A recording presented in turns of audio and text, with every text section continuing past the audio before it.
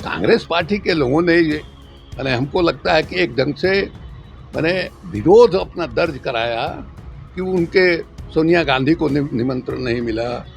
खड़गे उनके जो राष्ट्रीय अध्यक्ष हैं और राष्ट्रीय अध्यक्ष के साथ साथ राज्यसभा में विरोधी दल के नेता हैं, उनको जो आमंत्रित नहीं किया गया, इसका विरोध उन लोगों ने दर्ज कराया। और ऐसा नहीं था कि इंडिया की बैठक हुई हो और बैठक में जो है तय हुआ हो कि कांग्रेस पार्टी नहीं जाएगी और उस तय जो शुदा मामला है उसका उल्लंघन करके बाकी लोग चले गए, नीतीश चले गए या हेमंत चले गए या स्टालिन चले गए। ऐसा नहीं है।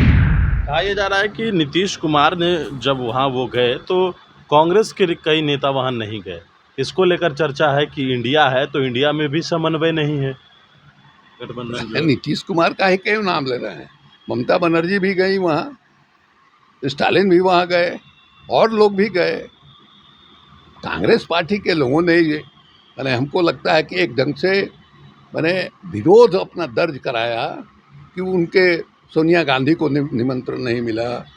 खड़गे उनके जो राष्ट्रीय अध्यक्ष हैं और राष्ट्रीय अध्यक्ष के साथ साथ राज्यसभा में विरोधी दल के नेता हैं, उनको जो आमंत्रित नहीं किया गया, इसका विरोध उन लोगों ने दर्ज कराया। और ऐसा नहीं था कि इंडिया की बैठक हुई हो और बैठक में जो है तय हुआ हो कि कांग्रेस पार्टी नहीं जाएगी और उस तय जो शुदा मामला है उसका उल्लंघन करके बाकी लोग चले गए, नीतीश चले गए या हेमंत चले गए या स्टालिन चले गए। ऐसा नहीं है। लेकिन जिस तरीके से सर बात हो रही है कि 13 तारीख को कोऑर्डिनेशन कमेटी की बैठक है, सीटों को लेकर जो चर्चा है, क्या लगता है आपको? सीट होगा, एडजस्टमेंट होगा, इसमें क्या लगना क्या का सवाल है।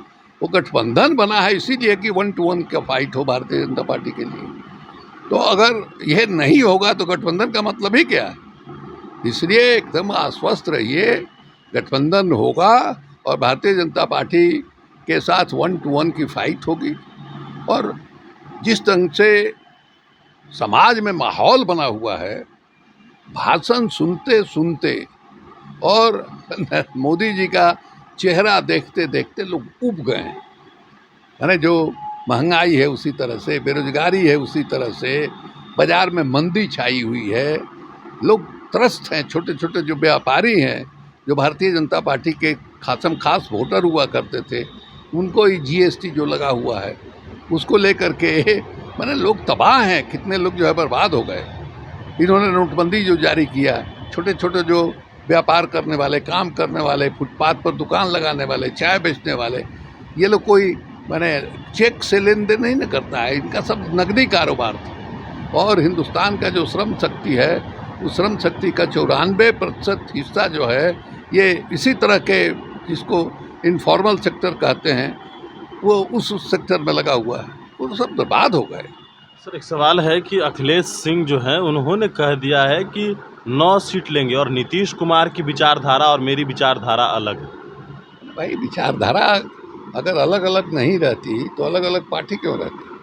अगर सबका विचारधारा एक ही होता तो सब लोग एक पार्टी में होते। इसलिए अलग अलग पार्टियां हैं, अलग अलग पार्टियों का नज़रिया जो है अलग अलग है, लेकिन मोटा मोटी एक सहमति है कि भारतीय जनता पार्टी जो है हमारे संविधान को नष्ट करने में लगी हुई है। भारतीय जनता पार्टी जो है वो लोकतंत्र को ख़त्म करने में लगी हुई है। संविधान जो है सबको बराबरी का अधिकार देता है। ये संविधान के विरुद्ध कहते हैं कि इस देश को हिंदू राष्ट्र बनाएंगे। इन सारे सवालों पर सहमति है। उस सहमति के आधार पर बाकी चीज़ों में मतभेद रहते हुए सब लोग एक साथ हैं। चलिए बिल्कुल, तो हमारे साथ आरजेडी के सीनियर लीडर थे, सारी बातों को इन्होंने स्पष्ट कर दिया है।